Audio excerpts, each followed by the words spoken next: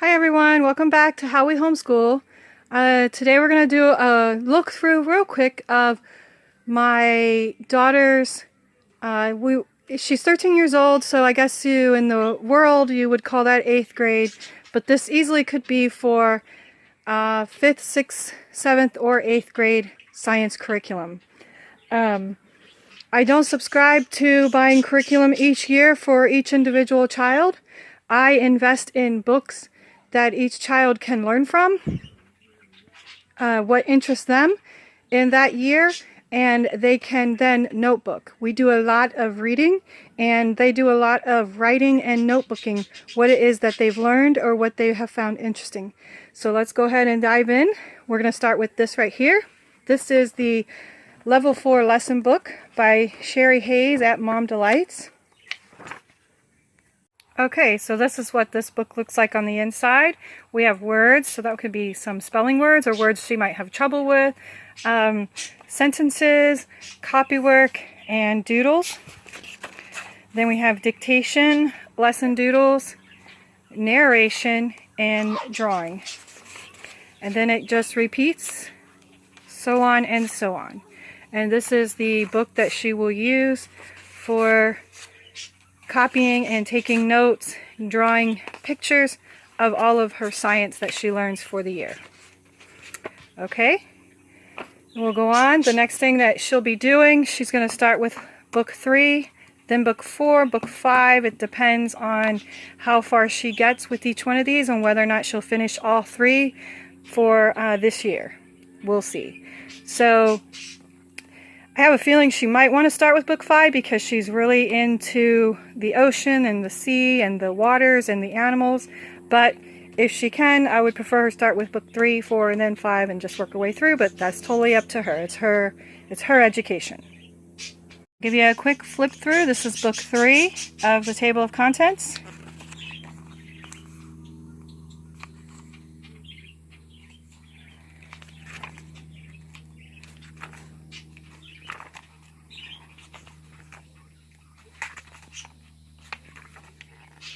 So we are relaxed homeschooling, Charlotte Mason, eclectic, and I like to meet my children where they're at. We do a lot, I prefer them to do a lot of nature study. If they have an interest in some other realm of science, that is fine with me. We will pursue that as well. So that's book 3. And then we have book 4 here. Show the table of contents.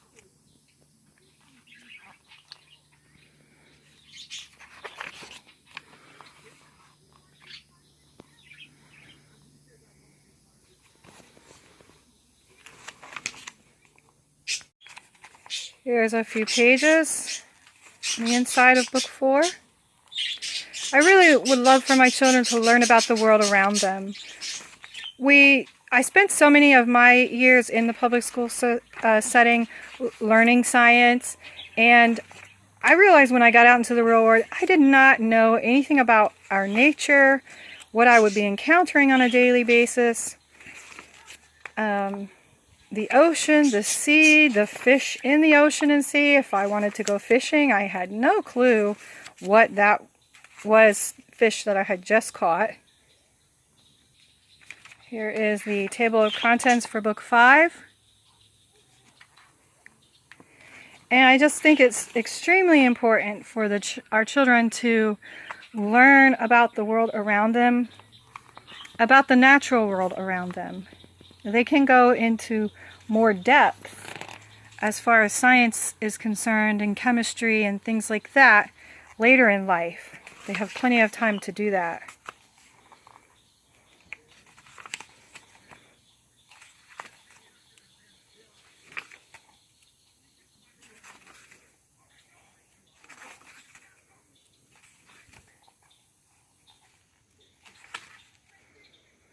The next thing here is gardening that she'll be working through. Here's the table of contents and how important it is for us to learn to grow our own food.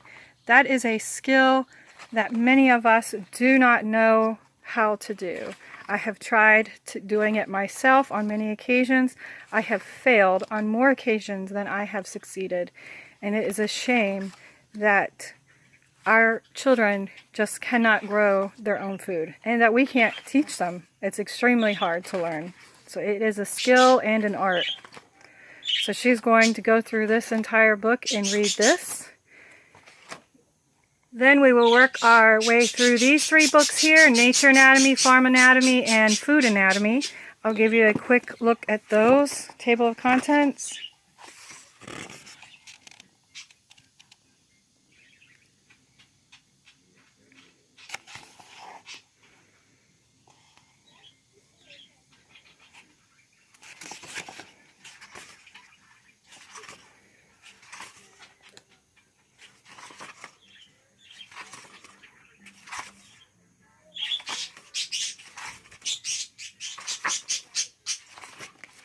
All right, that was the Nature Anatomy. We can do the Farm Anatomy real quick if you want. Here's the table of contents.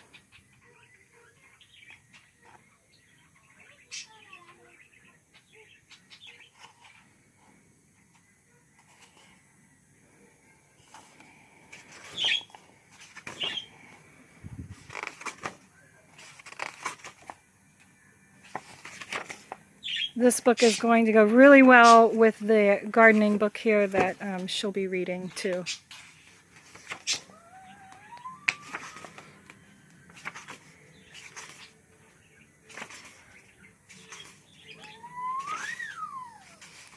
Those are my children having fun in the background.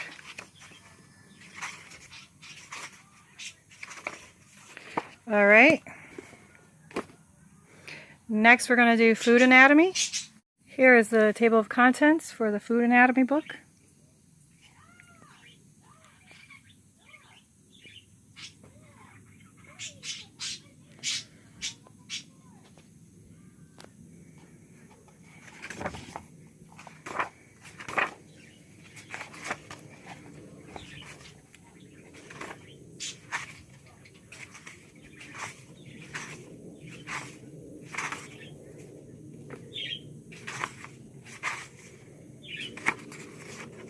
The drawings in these books are really nice. Lots of color and lots of drawings. And just for good measure, I found this book at a thrift store, and I thought it was really nice. I'm assuming it belongs to a school. It is not a question and answer book. It does kind of resemble a textbook, but when you start reading it, it is just a bunch of information about each of these topics. So we will have this on the side just to help fill in any gaps or any additional information we might want to learn. Here's a quick flip through. It has good artwork as well, good information. And I kind of enjoy how it's laid out a little bit. You do have to watch out with these types of books though, for the evolutionary perspective versus a creation perspective, but I am okay with that because when we cross that bridge, I will explain to my children the different perspectives of creation. Okay, I hope this was helpful, and I hope this helps explain how I'm able to not purchase curriculum every single year for each individual grade level. I'm really trying not to do things according to the public school system. I've homeschooled for 15 years, and one of those realizations that I've come to is that I obviously started homeschooling because the public school system does not work. It has many flaws and many gaps.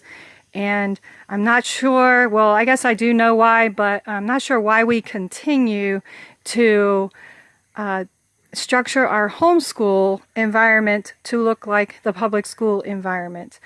So I have slowly but surely in the past 15 years tried to move away from that as much as possible. I hope this was helpful, and I'll see you next time. Bye!